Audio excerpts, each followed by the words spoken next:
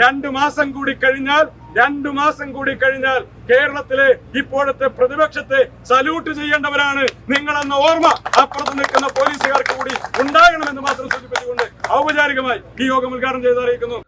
എന്താലേ 2 മാസം മുൻപ് യൂത്ത് കോൺഗ്രസ് സംസ്ഥാന പ്രസിഡന്റ് ഒ ജനീഷ് ഇങ്ങനെ മാസ് ഡയലോഗ് അടിച്ച് സംസാരിക്കുമ്പോൾ ഈ വാക്കുകൾ സത്യമാകുമെന്ന് ജനീഷ് പോലും കരുതിയിട്ടുണ്ടാകില്ല. UDF ഭരണത്തിൽ വരുമെന്ന് ജനങ്ങൾക്കിടയിൽ നിന്നതുകൊണ്ട് അറിയാമായിരുന്നിരിക്കാം. തെരഞ്ഞെടുപ്പിൽ ജയിച്ച് കൂടിപ്പോയാൽ ഒരു MLA ആകും, അതിനപ്പുറത്ത് മന്ത്രിയാകുമെന്ന് കരുതാൻ കഴിയാത്ത സാഹചര്യമായിരുന്നു സംസ്ഥാനത്ത്. പാർട്ടി തലത്തിൽ മുതിർന്ന നിരവധി നേതാക്കൾ, ഭരണരംഗത്ത് പരിചയമുള്ള നിരവധി പേർ, അവരെയെല്ലാം മറികടന്നാണ് ജനീഷ് മന്ത്രിയായിരിക്കുന്നത്. ഇനി പോലീസുകാരുടെ സല്യൂട്ട് വാങ്ങാം ജനീഷിന് മന്ത്രിയായി തന്നെ. അന്ന് പരുഷമായി പെരുമാറിയ പോലീസുകാർ ഇന്ന് ജനീഷിനെ ബഹുമാനിക്കാൻ ബാധ്യസ്ഥപ്പെട്ടവരാകുന്നു. കാവ്യനീതിയെന്നോ കാലം കരുതിവെച്ച പ്രതികാരമെന്നോ പറയാം. ഇതിനെ പോലീസ് ഗുണ്ടായിസത്തിനേറ്റ തിരിച്ചടിയെന്ന് കോൺഗ്രസുകാർ പറയും.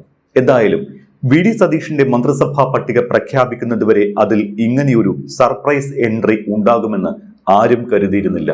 സർവരെയും വെട്ടി മന്ത്രിസഭയിലേക്ക് കുതിച്ചു കയറിയ OJ ജനീഷ് എന്ന പേര് എല്ലാവരിലും അമ്പരപ്പും അത്ഭുതവും ഉളവാക്കുന്നതായിരുന്നു. ഒരു സുപ്രഭാതത്തിൽ യൂത്ത് കോൺഗ്രസിന്റെ സംസ്ഥാന അധ്യക്ഷ പദവിയിലേക്ക് കടന്നു കയറിയതുപോലെ തീർത്തും സർപ്രൈസ് എൻട്രി ആയിട്ടാണ് കേരളത്തിന്റെ യുവജനക്ഷേമ മന്ത്രിയായി OJ ജനീഷ് സത്യപ്രതിജ്ഞ ചെയ്തത്.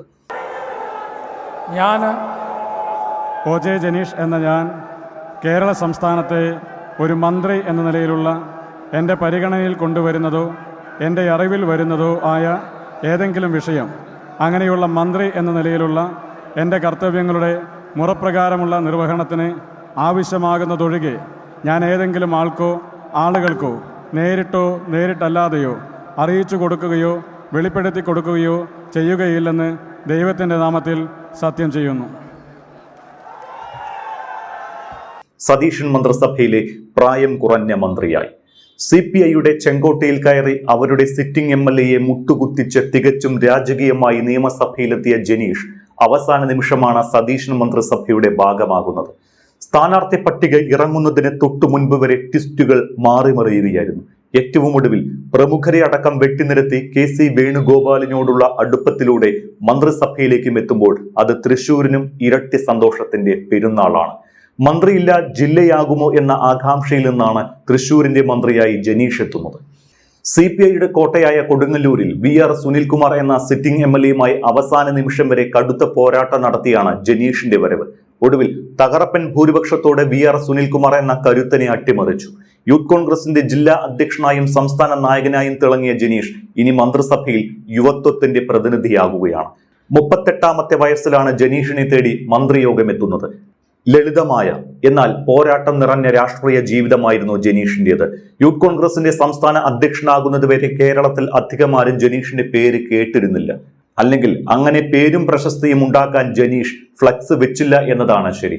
കാലങ്ങളോളം യൂത്ത് കോൺഗ്രസിന്റെ തൃശൂർ ജില്ലാ പ്രസിഡന്റായപ്പോഴും പബ്ലിസിറ്റികളിൽ നിന്ന് ഒഴിഞ്ഞ് പോരാട്ടത്തിലും രാഷ്ട്രീയ പ്രവർത്തനത്തിലും ശ്രദ്ധ കേന്ദ്രീകരിക്കാനായിരുന്നു ജനീഷിന്റെ തീരുമാനം. അതിനിടയ്ക്ക് ജനീഷിന്റെ പേര് കേൾക്കുന്നത് പാലിയേക്കര ടോൾ പിരിവിനെതിരെ കോടതിയെ സമീപിച്ചതിലൂടെയായിരുന്നു.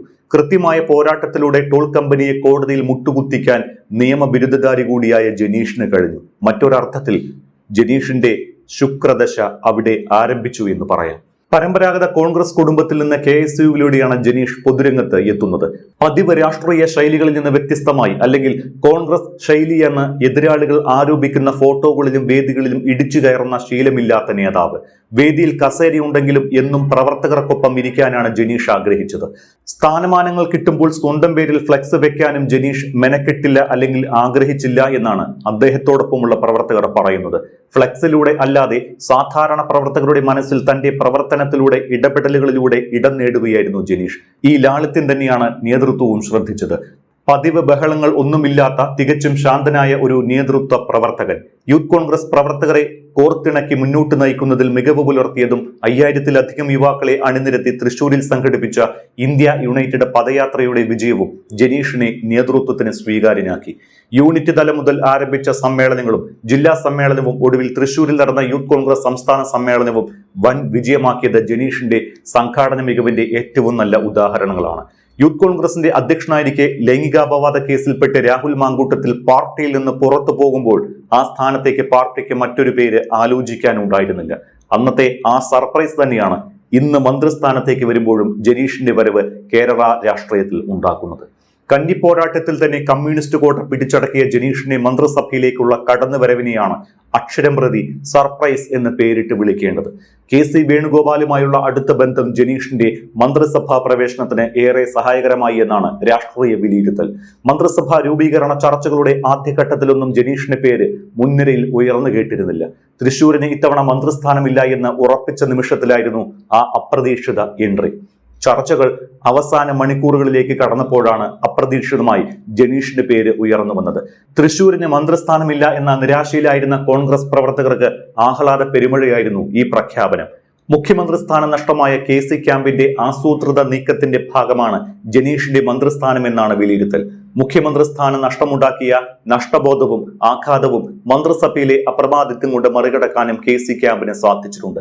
സണ്ണി ജോസഫും AP അനിൽകുമാറും Roji M ജോണും ജനീഷും T സിദ്ദീഖും PC വിഷ്ണുനാഥും M ലിജുവും Bindu കൃഷ്ണയും അടക്കം KC പക്ഷത്തെ 8 MLA-മാരാണ് മന്ത്രിസഭയുടെ ഭാഗമാകുന്നത്.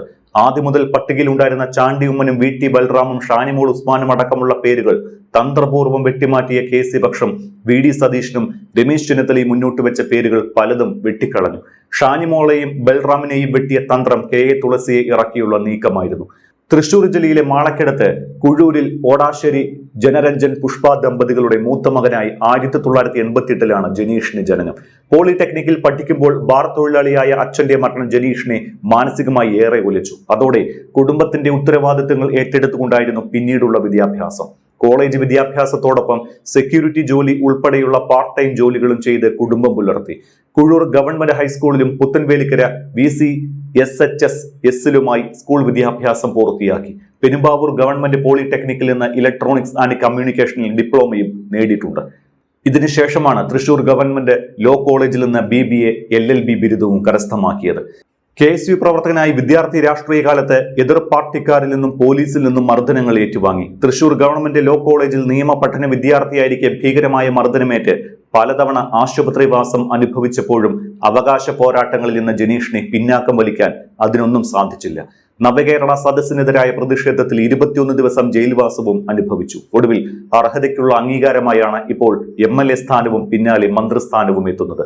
ജില്ലാ പ്രാതിനിധ്യവും സാമുദായിക പ്രാതിനിധ്യവും ജനീഷിന് തുണയായിട്ടുണ്ട് എന്നും പറയാം. എങ്കിലും പോരാട്ടം ജീവിതമാക്കിയ ഒരു സാധാരണ പ്രവർത്തനം കിട്ടാവുന്ന ഏറ്റവും വലിയ അംഗീകാരമാണ് ഇത്.